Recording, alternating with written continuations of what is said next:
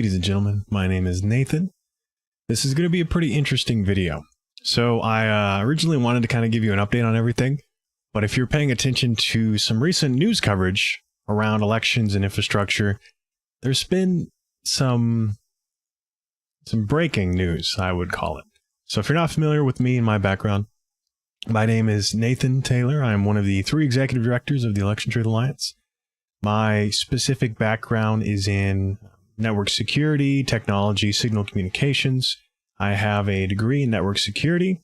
I've spent time as a 25 Bravo computer tech specialist with the Army Reserves, commissioned into the Army National Guard as a signal officer. So I've worked for a couple different companies at this point, civilian side to do, real-time network monitoring for banks and other industry, healthcare, just a little bit of everything. And I think it's really interesting because that is what led me to start looking into our elections, looking into the data with, help from Jive and all of the other ETA volunteers who joined us. And then actually looking into the infrastructure, which we were always very hesitant to talk about because it is pretty complex. And, although the data that we have made public now brings up concerns, it doesn't really tell us exactly how or what could create those effects. So we do have to be careful about, saying absolutely this is or is not, how you could do it. With all of that in mind, let's talk about what just happened. So if you're not familiar, just recently, I believe a day or two ago, I think a TikTok video went viral from Ashley St. Clair. I hope I'm saying her name right. I think that's right. And she was talking about her experiences with Elon Musk. If you're not familiar with who she is, I believe she is an ex of Elon Musk. I believe they've had a child together, and she was with him during the 2024 presidential election. Elon Musk made some statements to her in private or, during their text conversations or whatever it was, talking about, where he was going to unleash a anomaly in the matrix. And it was talking about like space lasers and all of this stuff, a piece on the chessboard that they won't see or something like that. So she just kind of gives her account. You can go watch her video. I believe it's on TikTok. I believe people have reposted it on YouTube. So you can just go look her up, Ashley St. Clair. Well, what's interesting here is she brings up the concerns that Elon was relaying to her information about election infrastructure, about his satellites. And she also talked about something interesting, which is during the election day, he seemed to have access to election data that seemed almost real time. And she raised that as a red flag and saying, well, how does he have access to that information? Could there be a concern here? Well, before we get into the tech, and I'll give you some personal information and we'll go about it, let's listen to a few more statements here. So she just came out about this publicly. Says she's talking about it, says she may have receipts, etc. Well, is this the first time we've heard anything like this? And so here's a little video for you. We can take the Senate pretty easily. And I think with our little secret, we're going to do really well with the House, right? Our little secret is having a big impact. He and I have a secret. We'll tell you what it is when the race is over. Computers are the greatest. He looked at some that were just shipped in, some of these vote counting computers. He knew it before it even came in the door. He looked like at the back of it. Oh, I know that one. I'm a technologist. I know a lot about computers. And I'm like, the last thing I would do is trust a computer program. Because it's just too easy to hack. It's too easy to add just one line. Yeah, we're in SpaceX and quietly just do whatever we want. Sure. And I have one more quote as well here. This one was, so a lot of those quotes were before the election, leading up to the election. This one is specifically right after, before inauguration. Journey to Pennsylvania, where he spent like a month and a half campaigning for me in Pennsylvania. And he's a popular guy, and he was very effective. And he knows those computers better than anybody, all those computers, those vote counting computers. And we ended up winning Pennsylvania like in a landslide. So it was pretty good. It was pretty good. So thank you to Elon. And so a couple key things there. Well, first, don't forget to, like and subscribe on our YouTube channel. Help out the social media team. But I'll keep it big picture for this. What were some of the takeaways from those statements? So we had a couple different statements about we don't need votes. We don't need you to vote. We don't care about voting. A couple statements about a little secret for taking the House, and maybe even suggesting, influences on the Senate as well, leading up to the election. And then multiple statements about vote counting computers, which is language you don't traditionally hear. Elon Musk knows those vote counting computers, and we won Pennsylvania like in a landslide. So these are all quotes that we've put up before, but having looked at, this recent news, those quotes seem to carry a little bit more weight. Let's ask that question then. It would be impossible to use satellites to mess with our election infrastructure. Right. Starlink provides both internet, and Starlink now has direct-to-cell services where you can use smartphones to talk to the satellites and get internet, which is important because you ask the question, if I have a cellular modem in something like my cell phone, is it connected to the internet even if it's not physically plugged in? Yes, absolutely. If you have cellular connection, you can access the internet. So Starlink has this capability and has had this capability for a while now, direct to cell. With that in mind, if I could leverage a satellite with a cellular modem capability, or being able to communicate with cellular modems, our systems aren't connected to the internet, right? And it's impossible. But here we are finding out that cellular modems have been detected for multiple years now in some of the leading voting infrastructure used across the U.S. At least 60 to 70% of the U.S. uses these 2 to 3 major brands, and these major brands, their most leading voting systems, their vote counting computers, their tabulators at the precinct levels, have been found to come with cellular modems. Many places will actually use these cellular modems to upload results. I believe this is a thing in Minnesota. Pennsylvania says they don't do this.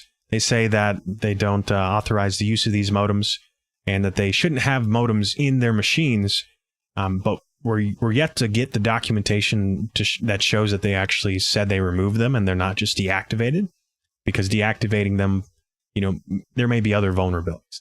Just because you could talk to these systems, it doesn't mean that, it happened. It doesn't mean that they're online or anything like that, right? Well, here's the fun part as well. Election systems and software, which is what's used in Pennsylvania, by the way, used across most of the swing states. A lot of these voting systems in 2020, in 2021, I believe, and going back to even 2018, that the systems we're still using today, by the way, have been reported to have remote access software in them, installed and configured and accessible, that could be accessed through cellular modems, via cellular modems. And yet we're finding out that these systems, I believe it's been documented at this point in 2020, 2021, where at least 35 different voting systems were connected to the internet and were accessible by ES&S across 11 different states. That's like management systems. That's the county level or worse. Florida, Wisconsin, Michigan. And across those 11 states, 14,000 tabulators were found to have online modems in them. And that's the DS200s, which are used pretty heavily across the U.S. still. So it really brings up the question then, if I have the means to connect to these systems using cellular modems, which some of these systems have, or some of these systems are connected to the internet at the county level, the election management systems, which is what you send the data to, or you upload the data to using USB devices. Even then, right, the software should be secure. It's certified, it's tested. There are no vulnerabilities to exploit except for, that remote management access, which was discovered, right? And yet here we are with our findings in Pennsylvania and our lawsuit there.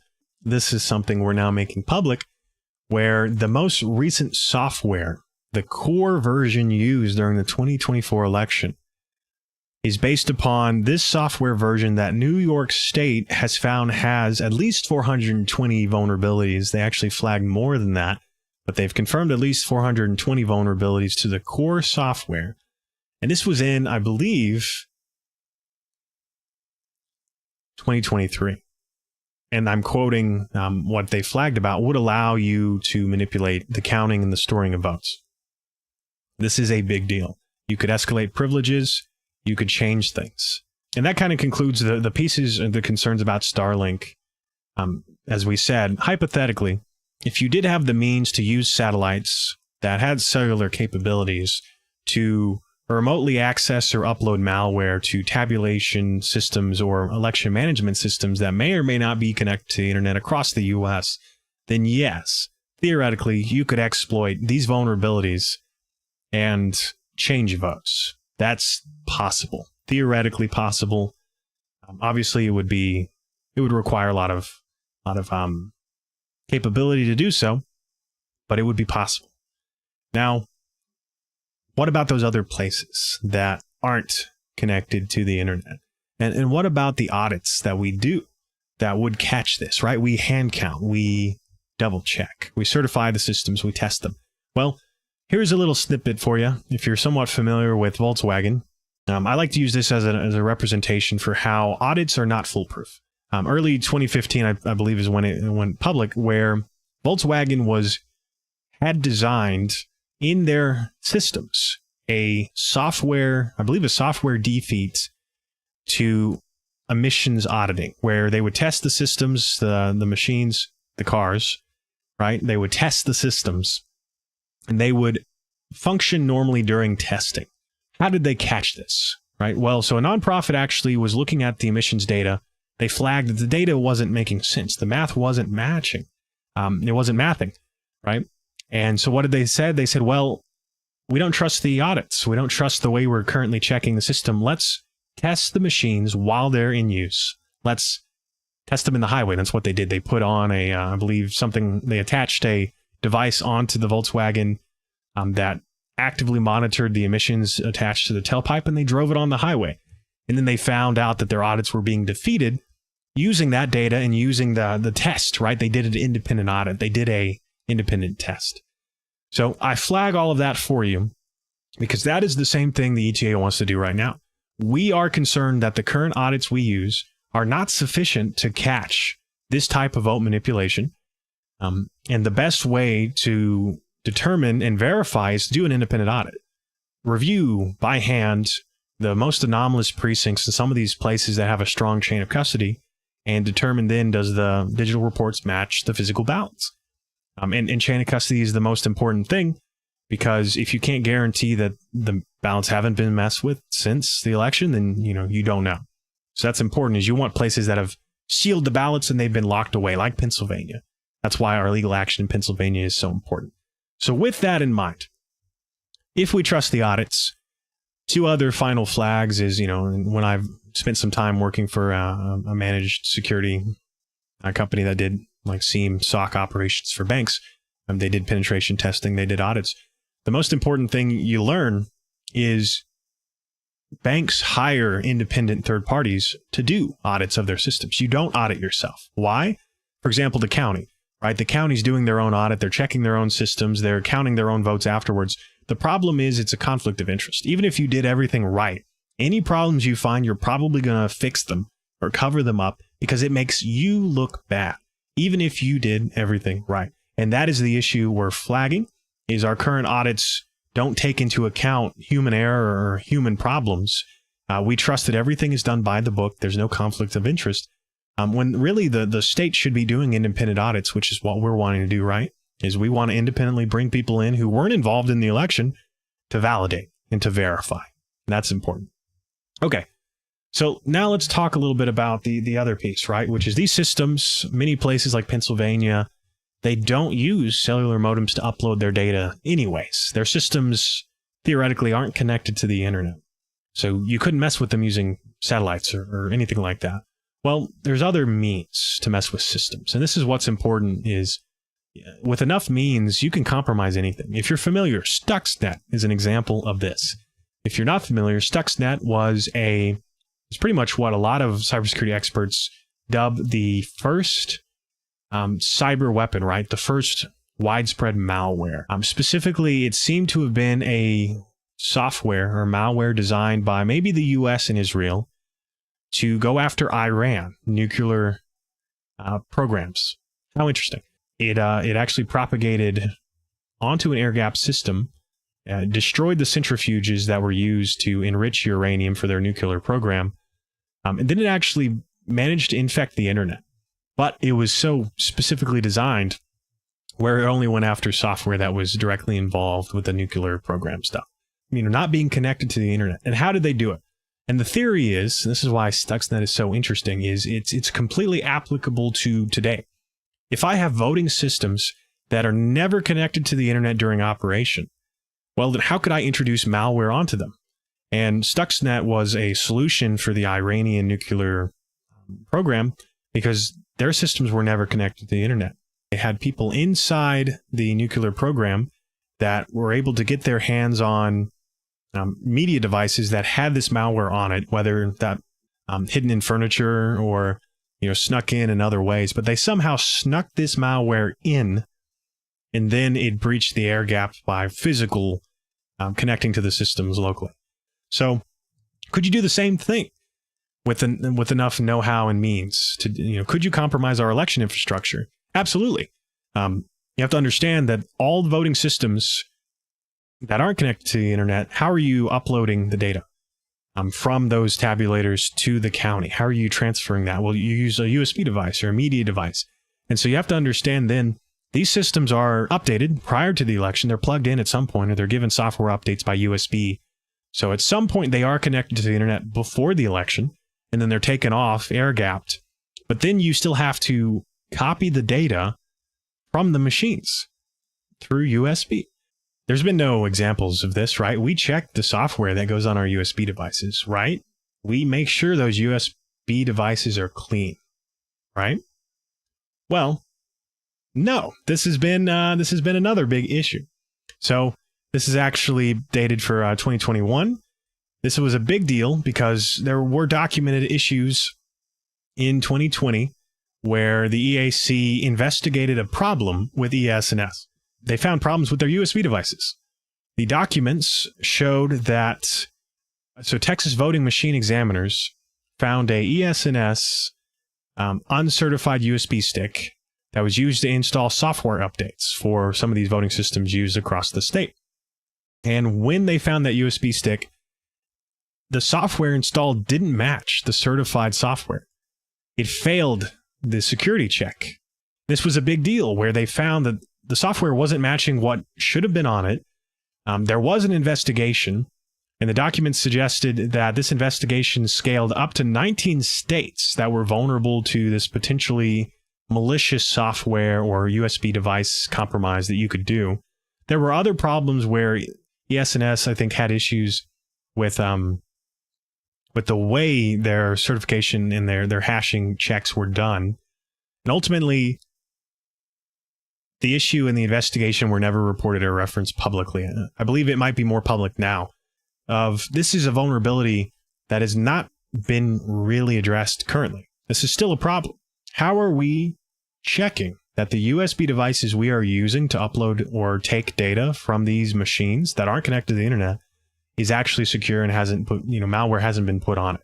This is why this kind of brings it all together. Is we talked about, modems, we talked about, compromise with malware. Well, in our lawsuit, we bring up those concerns. The data that we've published at this point for Pennsylvania and other places. Remember, Pennsylvania, he knows those vote counting computers. Well, we flagged that the data, the machines had problems in Pennsylvania. For example, Cambria County, they had a logic and accuracy testing, a document that doesn't seem to be legitimate. And some of their own emails say that they didn't do some of the testing that their document says they did. This is a concern, right? Because you're trusting the counties to follow the rules, to do the audits, to verify before the election, and to hand count, a small sample after the election. But you're relying on the county to do this, and you need to spot check. You need to make sure. You need to verify. And that's what our lawsuit is saying, is we're saying there's so many problems around what happened with the 2024 election in Cambria, Erie, and Allegheny, where some of the machines stopped working, by the way. Cambria County, all of their machines couldn't scan the ballots during the election day until later. On top of that, we had, mismatching reports, and the data when we ran it using peer-reviewed election forensic methods, used to look at Russian elections, experts, yes, instead of, humans voting, it almost seemed like a machine based on a preset formula was deciding the votes. And the red flag. So we bring all this up because we want audits in Pennsylvania. We want the judge to compel hand count audits in some of these places. And we flagged the vulnerabilities of these systems that we're still using today that could be exploitable and could have been exploited during the 2024 election. And they will be exploitable for the midterms. So to summarize the concern, we'll kind of close out there. Don't forget, like, subscribe to the video. And we'll be publishing more about the systems and the infrastructure at scale. But the takeaway is very simple. At the beginning, we talked about Ashley St. Clair and the concerns that Elon Musk had made statements about Starlink or satellites. And yes, absolutely, there are concerns. If you had the means to utilize satellites to talk to cellular modems, you could introduce malware, you could exploit vulnerabilities, and that is capable. That is possibility. The distinction is there is not yet evidence that is what happened. That's why we want investigations into the original paper ballots, into the vulnerabilities around the systems, because realistically speaking, if I could introduce malware, there would be no evidence. The malware would self-destruct on the way out, or when you close or reboot the system or anything. So really, it just brings up the question, how can we do better going forward? How can we fix these vulnerabilities? How can we not use cellular modems in our machines? How can we make sure our election infrastructure isn't accessible to the internet?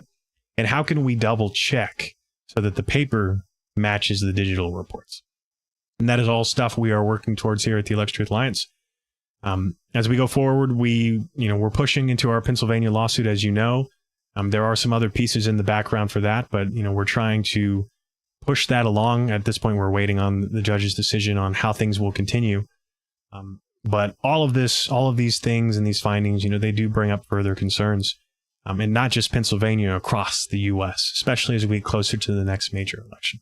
So thank you guys very much for listening. If you want to support the ETA, we're going to put out an update very shortly. We actually put out a newsletter talking about kind of where we are at, fundraising, what we've spent our money on in the past, what projects we're still working on, what does that look like. So we'll have an update for you. If you want to get involved in what we're doing as we lead up to the next major election, if you got backgrounds in cybersecurity, IT, data forensics analysis, all of this stuff, or social media, and you want to help spread the word about our findings and our concerns and better our election infrastructure as we go forward, go to electiontruthalliance.org, volunteer. Thank you guys very much. As I like to say,